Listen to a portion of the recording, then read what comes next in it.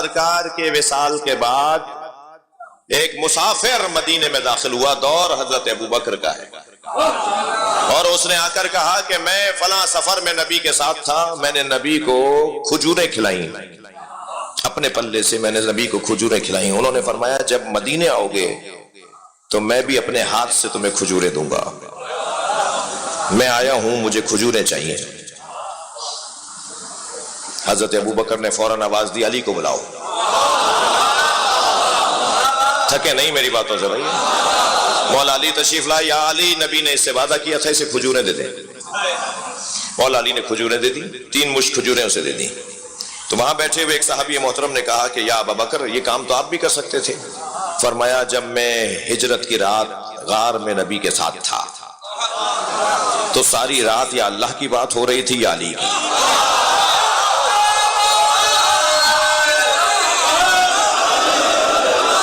بھائی تھکے نہیں مجھے کچھ کہنا ہے۔ اور جو نبی نے مجھ سے علی کی باتیں کی ہیں ان میں ایک بات یہ کی ان کفایا و کفا علی فی العدل سوا، مجھ مصطفیٰ کا ہاتھ اور علی کا ہاتھ عدالت میں ایک جیسا ہے۔ صلوات پڑھیں مولا کی ذات پر۔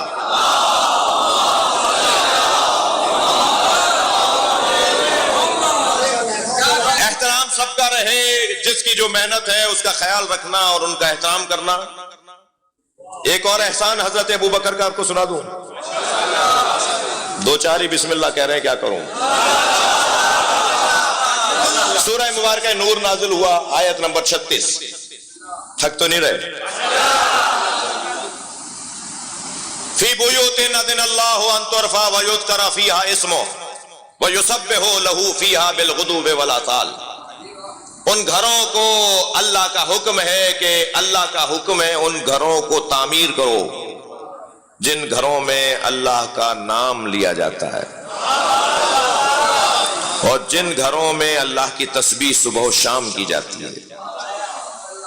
آیت نازل ہوئی ان گھروں کو تعمیر کرو جن گھروں میں فی بیوت اذن اللہ ان ترفع، مناؤ ان گھروں کو، مرمت کرو ان گھر کی، تعمیر کرو ان گھروں کو جن گھروں میں اللہ کا ذکر ہوتا ہے، صبح شام اس کی تسبیح ہوتی ہے۔ آیت نازل ہوئی، اصحاب نے پوچھا یا رسول اللہ وہ کس کے گھر ہیں جنہیں بنانے کا حکم اللہ نے دیا ہے؟ فرمایا بیوت الانبیاء، وہ انبیاء کے گھر ہیں۔ سوال ہوا، جواب ہو گیا، بات مکمل، مگر جس کی جو مہربانی ہو وہ یاد رکھنی چاہیے۔ برابر سے حضرت ابوبکر کی آواز آئی، ھذا المکان منہا، یہ علی و بطول کا گھر ان میں سے ہے۔ بھائی تھکے نہیں تو میں ایک جملہ کہوں کہ حضرت کے ذہن میں یہ گھر ان میں سے تھا، تبھی تو سوال بنا۔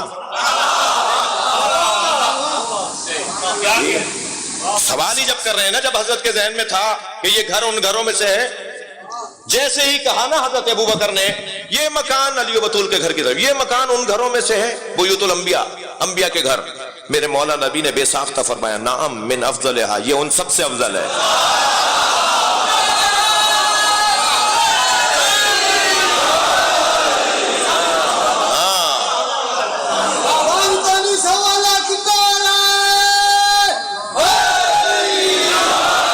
بھائی ایک جملہ ہدیہ کر رہا ہوں، جب گھر ان گھروں سے افضل ہے تو اس گھر میں رہنے والے ان سے افضل کیسے نہیں ہو؟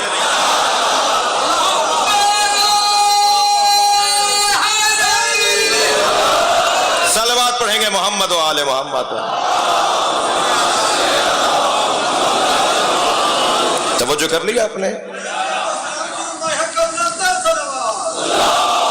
مجھے خوشی ہوئی پچھلے دنوں جناب مولانا مفتی اسلام آباد والے حنیف قریشی صاحب، جناب مولانا مفتی حنیف قریشی صاحب نے پچھلے دنوں ایک خطاب کے درمیان وہ حدیث سنا ڈالی، من اراد ان ينظر الى آدم فی علمہ۔ بھائی ایسے نہیں، فضائل سننے کو ہے، فضائل سننے کا ایک مزاج ہوتا ہے، کم سے کم اللہ کی تسبیح ضرور پڑھتے رہیے۔ سبحان اللہ، اللہ کی تسبیح ہے، مجھے کچھ نہیں کہہ رہے آپ۔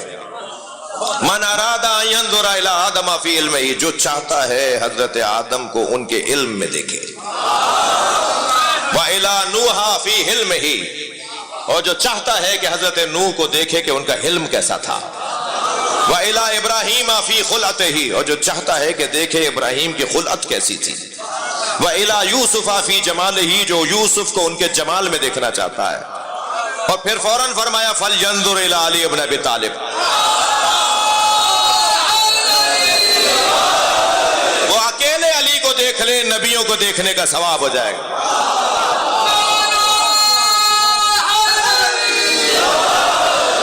جو نبیوں کو دیکھنے کا ثواب چاہتا ہے اسے علی کو دیکھنا ہوگا. صحابہ کرام کی ذہانت پر قربان. ایک صحابی محترم کی آواز آئی کہ جو علی کو دیکھ نہ پائے وہ کیا کرے. ہمارے اوپر احسان کیا، ہم نہیں ہیں نا اس زمانے میں. جی سرکار تو فرما رہے ہیں جو علی کو دیکھے اسے نبیوں کے دیکھنے کا ثواب. تو ہم تو نہیں ہیں اس زمانے میں جو مولا علی کو دیکھیں. مکاشفہ، مشاہدہ، جی کشف کی کیفیت. مولا آئے ہیں دکھا کر زیارت کرا کے چلے گئے تو وہ تو اولیاء الہی کا ہی کام رہ گیا، ہم غریب کہاں جائیں. فرمایا یا رسول اللہ جو علی کو دیکھ نہ پائے وہ کیا کرے. فرمایا ذکر علی عبادہ،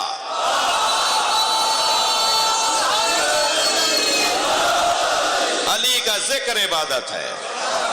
پھر ایک اور محترم صحابی رضی اللہ تعالیٰ عنہ نے ہم پہ احسان کیا، اور وہ جانتے تھے کہ علی کا ذکر کرنا کتنا بڑا نہیں، اس کا نقصان کتنا ہوگا. جانیں جائیں گی، لوگوں کو مارا جائے گا، بیٹھکوں سے اٹھایا جائے گا، عدالتوں سے نکالا جائے گا، علی کا نام لینے پہ سزائیں ملیں گی.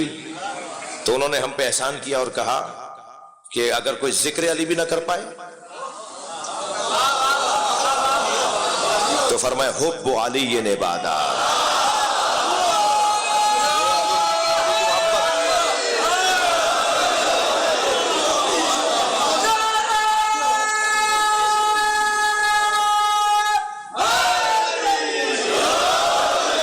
برداشت کر لیجئے تھوڑا سا اور.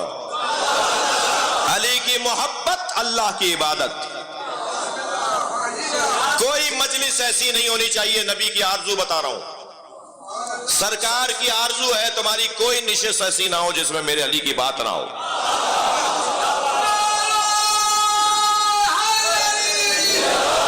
زینوا مجالسکم بذکر علی ابن ابی طالب، اپنی مجلسوں کو علی کے ذکر سے زینت دیا کرو. مجھے تھوڑا سا سندھیوں سے قدرے زیادہ پیار ہے، اس لیے کہ سندھ کی ثقافت میں ہے جب وہ آپس میں ملتے ہیں تو سلام کے بعد یا علی مدد بھی بولتے ہیں، اور وہ یا علی. بھائی وقت میرے پاس کم ہے مگر عقیدتیں تو ان کی بھی بہت ہے نا، تو یہ تو ایسے ہی کریں گے. صلوات پڑھیں ذرا محمد و آل محمد. آگے بڑھوں. دیکھیے ہر چیز کی تین تصویریں فرضی ہیں اور ایک تصویر حقیقی ہے. مثلا ایک تصویر کو کہتے ہیں صورت اور تصویر. ایک صورت کو کہتے ہیں صورت لفظی، ایک صورت کو کہتے ہیں صورت کتبی، ایک صورت کو کہتے ہیں صورت ذہنی، اور ایک صورت کو کہتے ہیں صورت حقیقی. چاروں صورتیں ہیں مگر ایک حقیقی ہے، تین تصوراتی ہیں، فرضی ہیں.